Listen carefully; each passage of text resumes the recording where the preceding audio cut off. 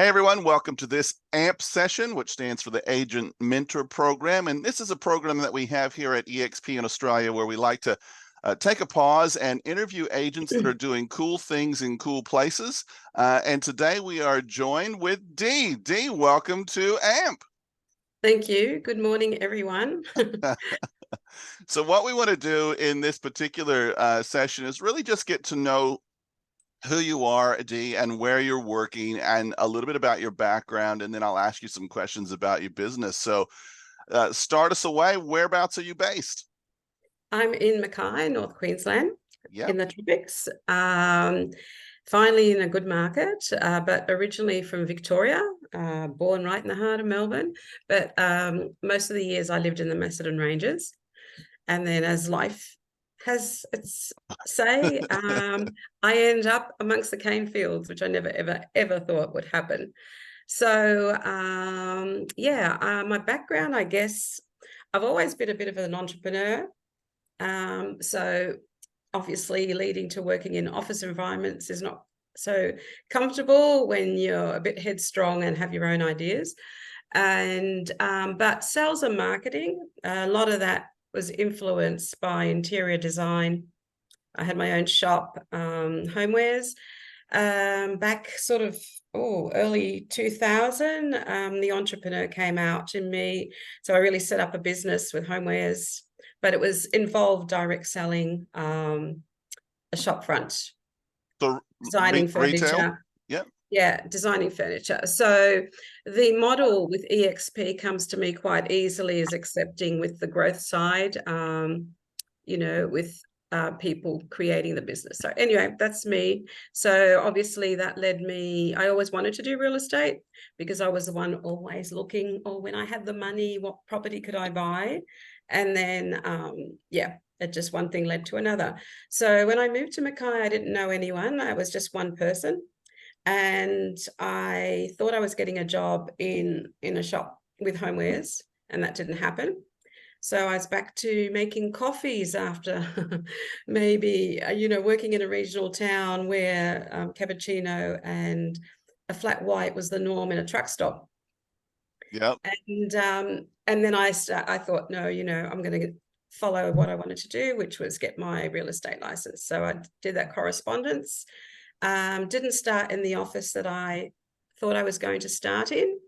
I just could see that that was not going to be the right energy.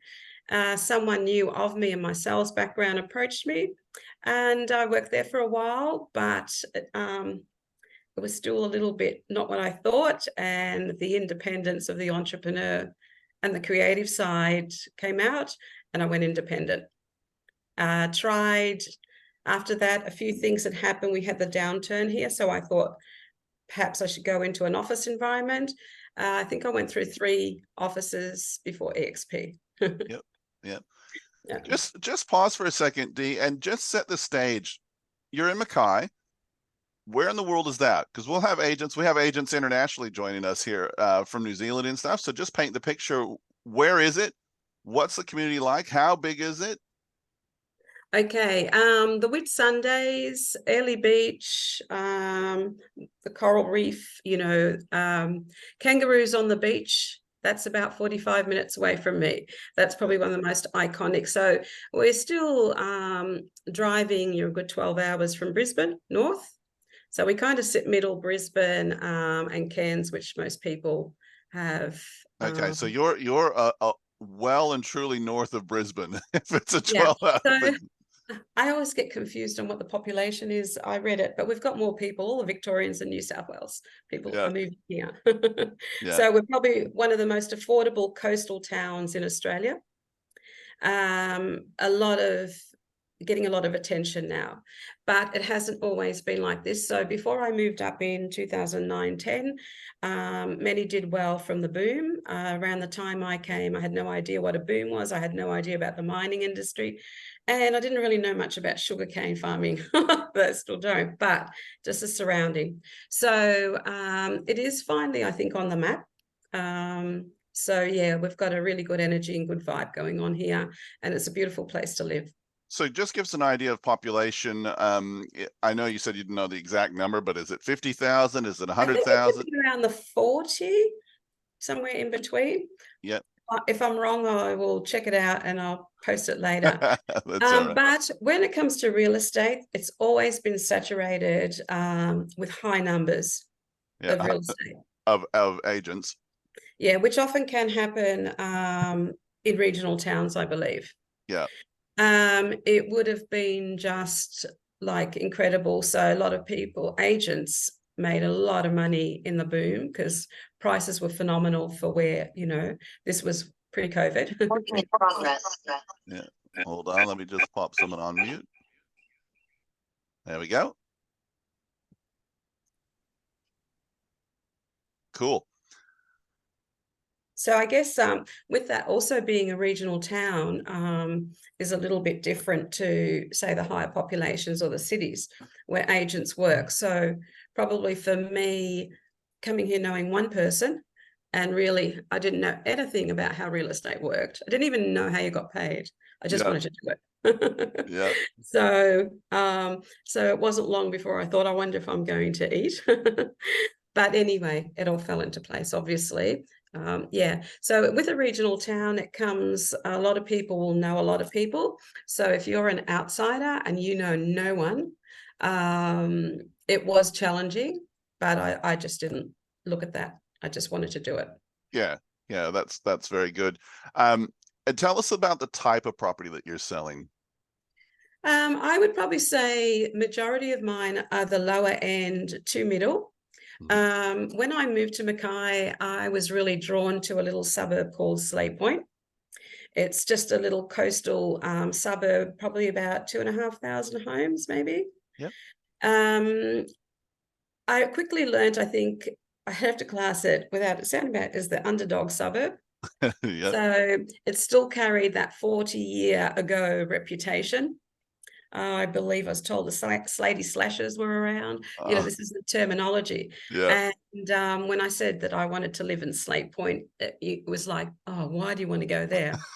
And my early years in real estate, that still was the song. You went to open homes, and if you offered something else.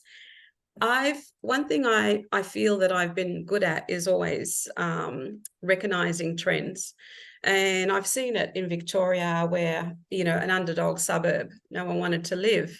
Well, now it's just expensive everywhere. Yeah. But that was the stigma. But I loved living there, had more of a community vibe because it's a little bit separate to everywhere else.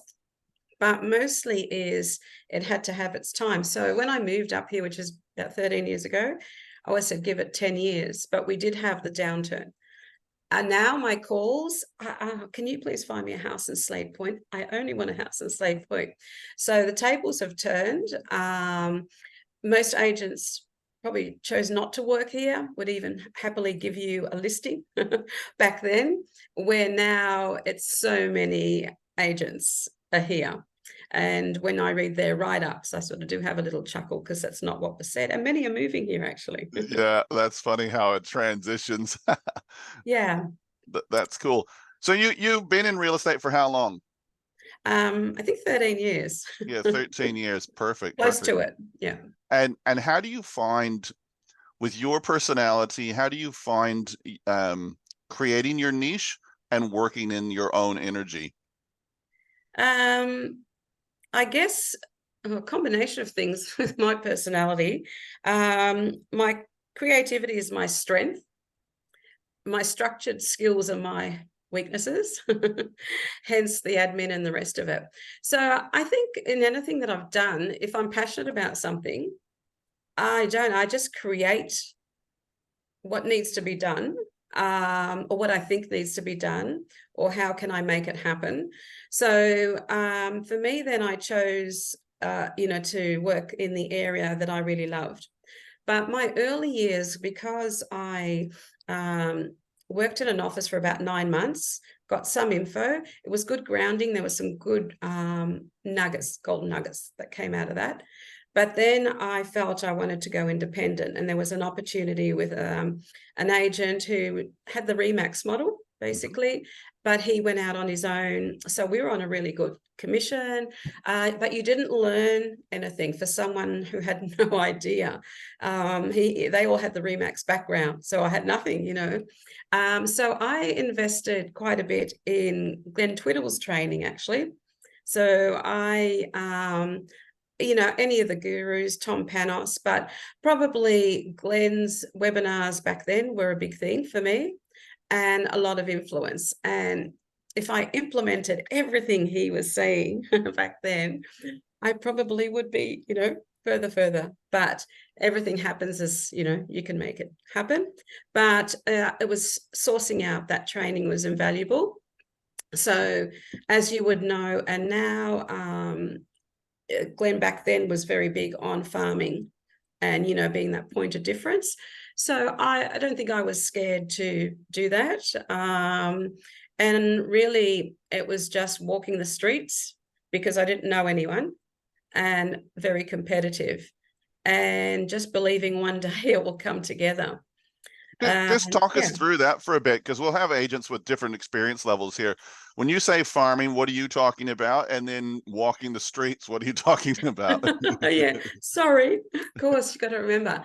Well, anyone who the younger age group, I'm sort of past that, and I was almost 50, yeah, when I think I started real estate. So for any of the younger people, is there's so much training within. I'll use eXp with that, but it's always when you go off track, go back to basics. So for me, it was, I learned a bit more about this farming and side of it. So, and not to be put off, even if your area is not a top area, because trends, time changes, but, you know, multiples of lower end still equate to, you know, good income. So for me, I took those principles in, and it was designing flyers, and I did letterbox drops. Yep. Different phases of my life, especially when you start, you're very motivated.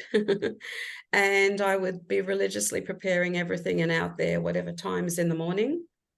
I know now technology, internet, and everything has moved. I still like to letterbox drop. If I can physically do it myself, I still prefer doing it.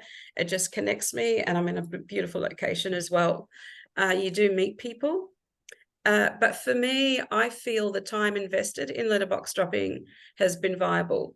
So, you know, with younger people and technology, I don't know how that compares, but you just need to do the groundwork. You can't, there's no way of getting You around got to it. get in the door somehow. Yeah, Yeah. that's it. And so how did you find the lack of training, I suppose, early days? You were mentioning you were with a bunch of people that were pretty well trained. How did you go from having no knowledge to being able to sit at the lounge room or the kitchen table with someone and give a great presentation? Oh God, when I think back, I think, oh my God, some of the probably, well, when I started with that office, the principal there, she was really good. She took you with her, but you had to shut up and listen, right? So, and that's where I said there was some good core training within that. But I don't think I really fully understood how, you know, you went there thinking, oh, you got to get a listing to help these people. But I think back then it was still lacking finding out their needs. Where now I do appraisals, I don't even take a CMA. But often there's a good and a bad for this. Probably my last 18 months, all my work has come in from the phone. Someone's referred me or seen me on social media. Yeah, you're becoming a go-to agent, an attraction agent in your marketplace, or you have become that. I think so, on a smaller scale, Yep. but it's enough that I can manage without paying someone else and doing. But I do, and Chris highlighted this when he went away, because this is a tricky part I've found with real estate. So if any of the younger people, new people can be one step ahead, the busier you get, then, and you haven't got help, the less you're doing of all those really important things that you should keep doing. So for me, it's cost me, while with Rate My Agent, I've won 3 years in a row Agent of the Year Slade Point. I'm proud that I end up beating the top.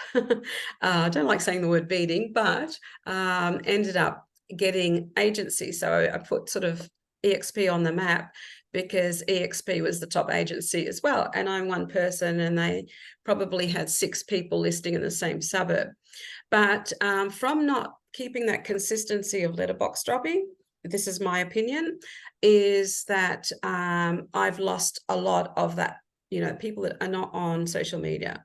So while now the market has picked up, there's oodles of signs from an assortment of agencies.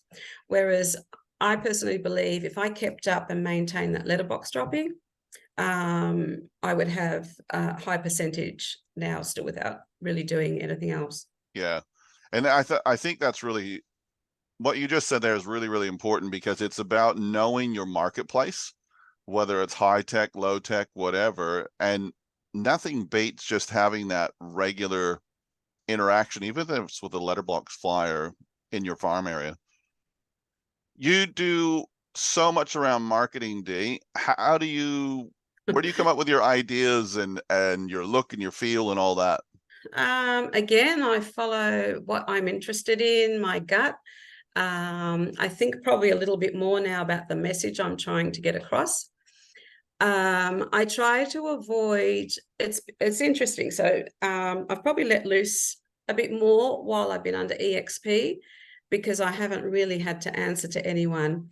But, so if I get a message from Emily or see your name come up on the phone, I think, what have I overdone on social media? Yeah. I took the attitude, even years back when I started direct selling business, you don't have to have a fortune or invest a lot. I invested in something that didn't quite work out of late, but it is what it is. But it probably made me more aware of a lot of things, so it'll pay off that way.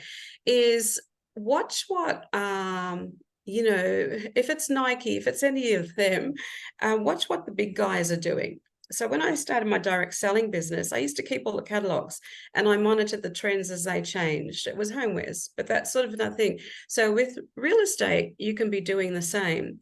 I think important to try and educate yourself on trends, because I find in my area, doing a CMA, everything is with RP data is undervalued. But again, if you work in your area, you say you live here, and you like all the things. I talk to anyone. I talk people into moving to this suburb and they had no intention talking to this suburb. But I'm passionate about where I live. It offers so much. So I don't think it comes out as a sales pitch, or if you say you've got investments here, you live here. But recognizing trends is very, very important in real estate, I think, because then you have that.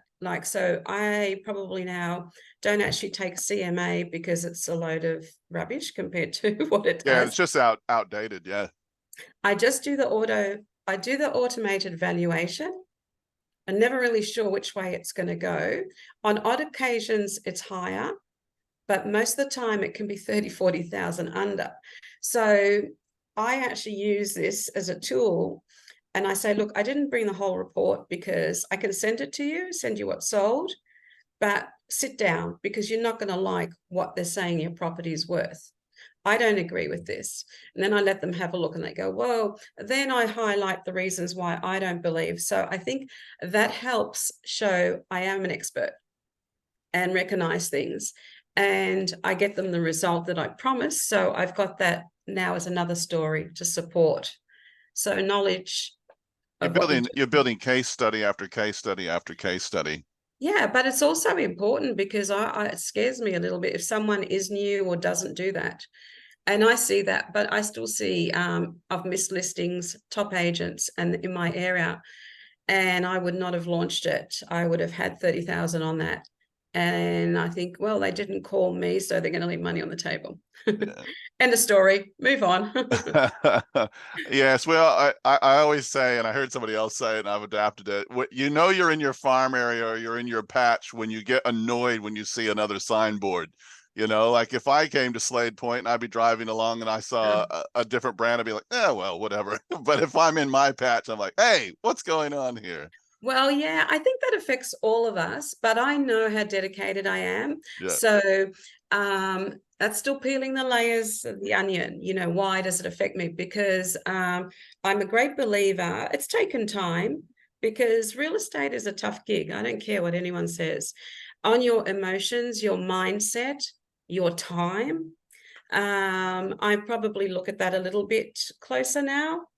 And I'm not saying I'm not as dedicated to clients at all, but I do monitor how much time I invest, if they're appreciating that or not with it. But if you cannot get hold of your mindset, it's probably probably better off going into another industry. So with the signs coming up, yes, probably not as much now because I've grown as a person in the sense of well, manifesting, believing there's an abundance, plenty to go around. But then under all that, so instantly, oh, damn it, they've listed another property, you know, right? Hang on. And I have that 30 seconds and then I pull myself up. Hang on, you know, there's plenty to go around. And if you are cheesed off, was there a reason? Could you have done anything better? So that's where no matter what, I always like to try my best and I go to that last second because then I can't kick myself for not trying. So if at the moment there's a lot of signs coming up and I say, well, that was you, 18 months, you didn't let a box drop. What do you expect? And we all know that some listings we would never get no matter what. yeah, absolutely. So that says, well, what are you going to do about it? You know, I yeah. love it. One of the very first pictures I saw of you, Dee, was with you, a for sale sign and a drill. Are you still your sign man? I still am. I'm pretty much I love it. I love it. I think this getting into the 60s and not doing yoga or as much letterbox dropping is taking its toll. So I need to letterbox drop. That's how I'm justifying it. Yeah, I sort of started thinking because I like to wear pearls. Yep. They're a bit of a signature jewelry for me, I guess. And often, and you know, when you're melting in the tropical heat, and anyone who catches me knows my hair is buffy curly, I think because I've destroyed it from straightening it. So, you know, it takes seconds for your hair to frizz. Only the ladies will care about this. But, you know, when you think, oh, I've got to take a soul photo, I've got to do this or something. Probably with my social media, I reckon it's really taken off in the time I've been with eXp because I haven't been so concerned. And I took the approach, you know what, damn it, I'm just going to be me. And I get a little bit irritated. We know that it's massive ego in our industry. So, and we're very connected here because we're a regional town. So you'll see posts, you know, agencies all say not agent. And you think, what? Really? You know, or it's just so salesy. And I don't want to be that. One of the things early on is letting people know who you are as a person. And I think my confidence is built up in that. So I have bad hair days and I still get my phone out. And but usually if I'm caught up in the moment, I don't really care until I post it later and I think, oh my God, why did I do that? So I did do a run, probably been too busy running around, but yeah, jewels and pearls, because that just, I thought, bloody hell, you know, and so it became a little bit of a tagline on some of the photos. No, that's My so signs so. are too big. They need to be smaller and they're Alubon, so they're heavier. Yeah, yeah, fair enough, fair enough. Well, Dee, thanks for taking time out of your schedule to share with us. I'll just ask you three questions. How does Dee stay motivated when things don't go your way? Some of the time I ring up Lisa B or Emily Morgan. Yeah.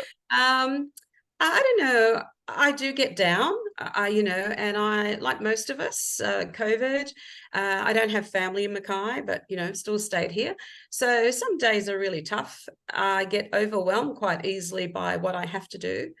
So I think I just have, I think it's the saying, if it's going to be, it's up to me. If I don't do it, I'm going to feed myself. I have to do it. But now I'm choosing, and eXp has been the model for that. So if there's new agents there, get your act together and just get out there, because I'm only doing it on a 50% level, really, of what I know I could do if I got the other things right. And it has transformed my life in under 3 years because of the financial side and the rewards. And that is, so for me, not being hard on myself, Emily Morgan, but, I do real estate. I've always been a bit of a house renovator or flipper. And I also manage my own Airbnb. So realistically, I can say that, I have 3 jobs, and somewhere in there, I usually go overseas, once a year. But eXp, being able to earn the income, I missed out on Icon. I got the sales, but I had delays in settlement.